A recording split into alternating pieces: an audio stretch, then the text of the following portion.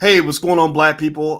Today, I want to actually break some stuff down for you regarding SPACs and some things you want to watch out for on the market.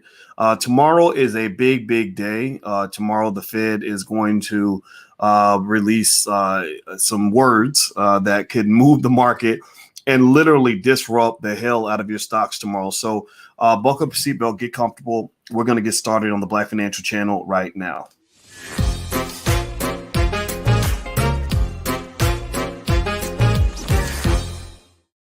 Hey, what's going on, guys? Welcome to the Black Financial Channel. That's theblackfinancialchannel.com. My name is Dr. Boyce Watkins. I'm your friendly neighborhood finance professor. On the Black Financial Channel, we talk about Black economics and Black wealth and investing every single day of the week, sometimes as much as 10 times a day, under one condition. The condition is that you must support the B1 philosophy. B1 means that we are Black first. That doesn't mean you have to be Black to be here. We don't hate anybody, but it does mean we put our community first. It means we solve our own problems. It means we're not afraid to stand up against oppression. We are moving our community forward, whether anybody likes it or not. Also, B1 means that we understand we must be one in order to be successful. And B1 means that we can be number one. Within the next 50 years, we believe Black people will be the greatest wealth builders in the world. If you agree with that philosophy, if you agree with what I just said, put a hashtag B and the number one in the chat. Put B1 in the chat. I want to talk about something that could ruin your stocks tomorrow. This is something that could body slam your investments, something that could literally cause your investments to just buckle like a mug. And it has to do with the Fed. Tomorrow, the Fed is going to give a speech. And that speech is going to be really important because based on the words that come out of the Fed chairman, Jay Powell's mouth, that is going to determine whether or not you get smooth sailing tomorrow or if you get an economic earthquake. An economic earthquake is pretty much where all your stocks make you cry for a day or two, almost like when the girlfriend broke up with you when you were 16 years old and you thought you'd never meet another woman for the rest of your life. And so I want to just get you guys ready. Just know that tomorrow, today is the 16th of June.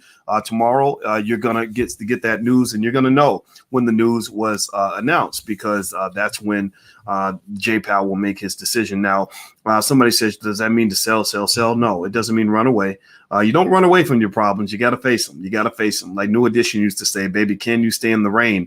Right? Everybody, it's easy to fall in love, but the question is, can you stay in love when you don't want to be in love? Because love is pleasurable, but love hurts. And if you can't stay in the pain and can't stay in the rain, then you don't get all the gain that comes with loving another person, right? So the same thing is true with investing. The best investors are the people that know how to hold steady, know how to make moves, know how to double down, know how to dig deeper, and dig their heels into the trenches. So tomorrow, you're gonna get that. This is what you call a pregnant moment. A pregnant moment is like a pregnant person, a pregnant woman. When a woman is pregnant, I wouldn't say a pregnant person. I guess they now say that men can get pregnant. That don't make no sense to me, but I'm not gonna talk about that. And basically, a pregnant moment kind of means something's gonna be born, something's gonna happen. It's gonna play out somehow. And so effectively, when this pregnant moment gives birth, you're gonna see your stocks probably move a little bit. They may go up. Because maybe the Fed is going to just say everything's cool, nothing to see here, nothing to worry about, and that's the scenario where your stocks stay flat or go up. The scenario that could be bad for you is if the chairman of the Fed comes out and says anything to even indicate on any level that he's going to slow down the quantitative easing program, in which the Federal Reserve has been propping up your stocks by buying back about, I want to say it's $120 billion worth of bonds every month. They literally are buying over $100 billion a month in bonds to keep the money supply high. And when they do that to speed up the economy, right? Just like you speed up a car. But the problem is that a lot of people feel that this is a problem. They feel like it's not necessary. They feel like this is going to cause permanent inflation. And the inflation data was very, very high.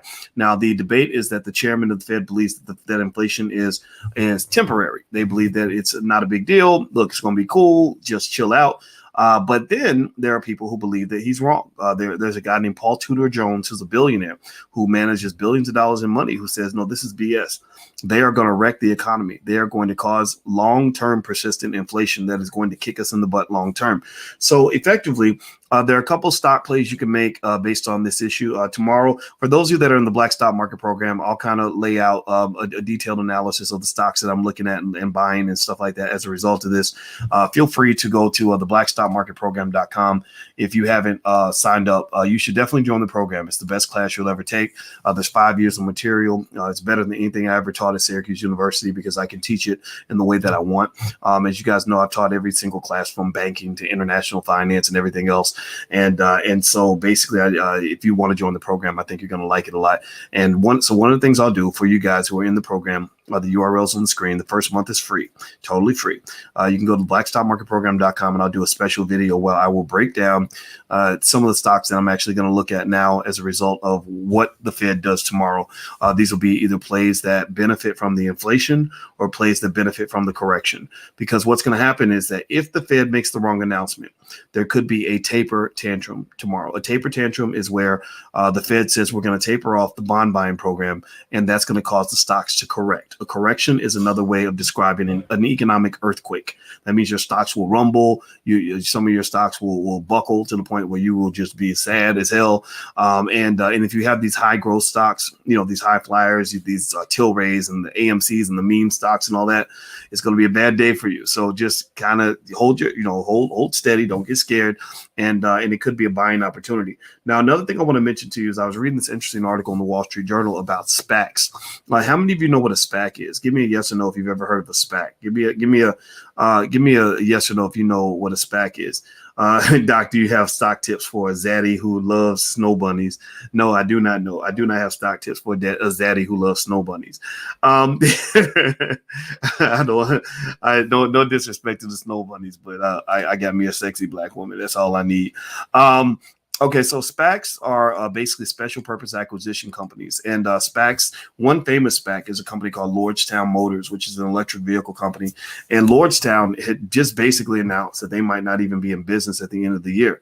SPACs, special purpose acquisition companies, were basically designed to allow companies to get around the IPO process. The IPO process requires companies to file a lot of reports and to give away a lot of information and to ensure that information is accurate and certified and all this stuff.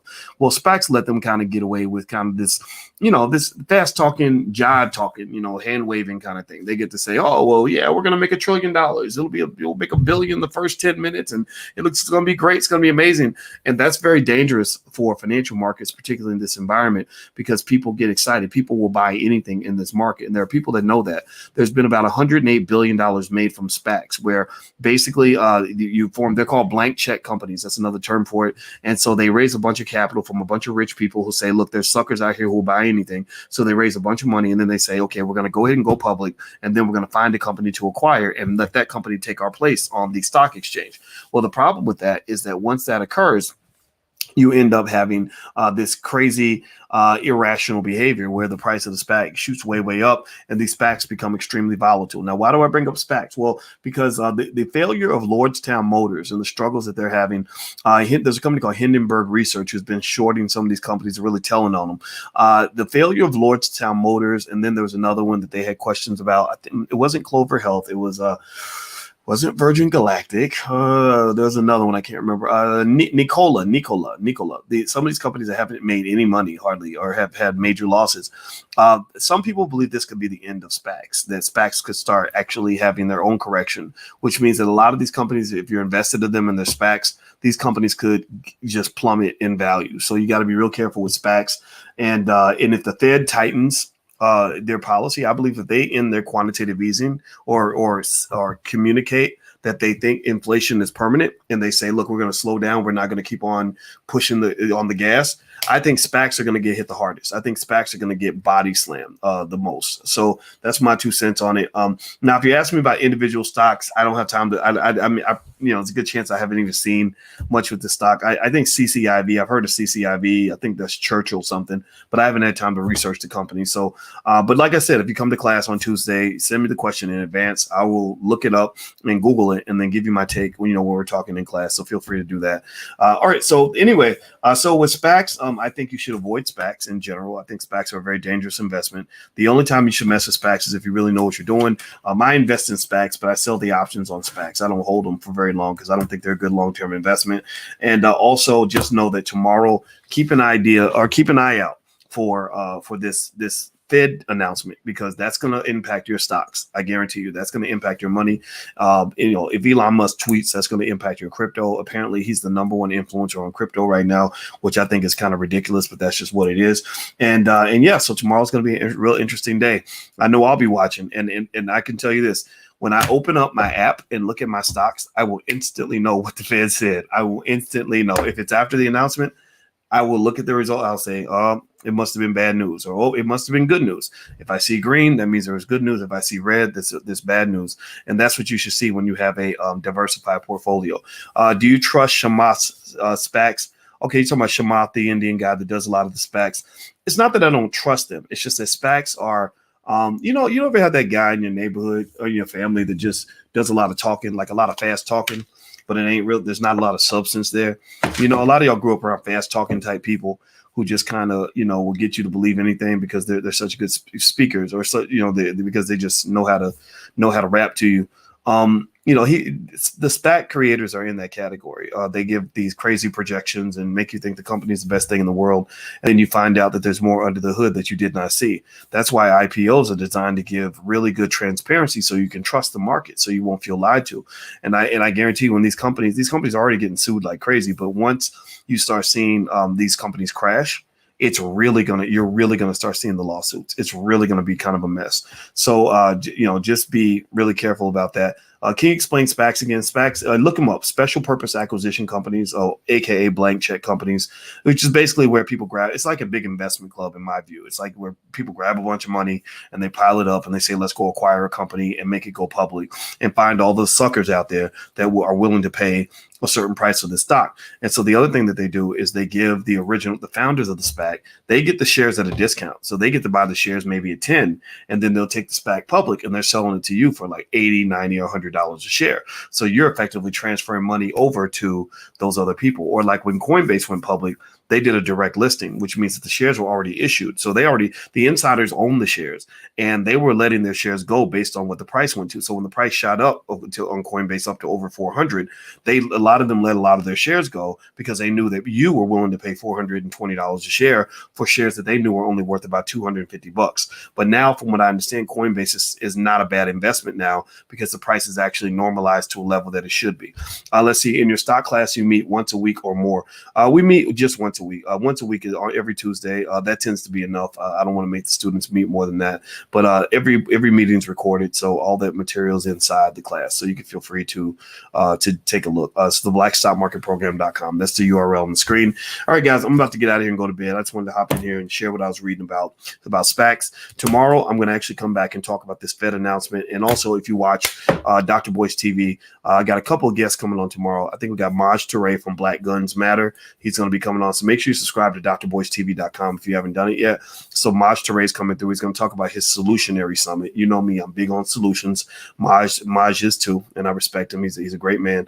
And also Red Pill, Blue Pill are coming through. And I'm joining Red Pill, Blue Pill and Brother Ben X and Sabir Bey and Styles P for the Knowledge Fest in Louisville, Kentucky this weekend. The Knowledge Fest, if you go to meetinc.org, you can actually come to the Knowledge Fest if you happen to be near Louisville and you want to drive up. It's this weekend. It's going to be great, and I look forward to going back to Louisville. You see, I got a Louisville Cardinal on my shirt, so I am a Louisville guy. That's where I'm from. That's my home city. So, all right, so thank you, Bulma's baby daddy. That's funny. So Bulma's baby daddy says, I love your content, Doctor. Well, I love you too. And I appreciate that very much, and I hope you guys have a great day, and I'll check in later. Hit the thumbs up button on your way out. I'll talk to you soon. Take care. Peace.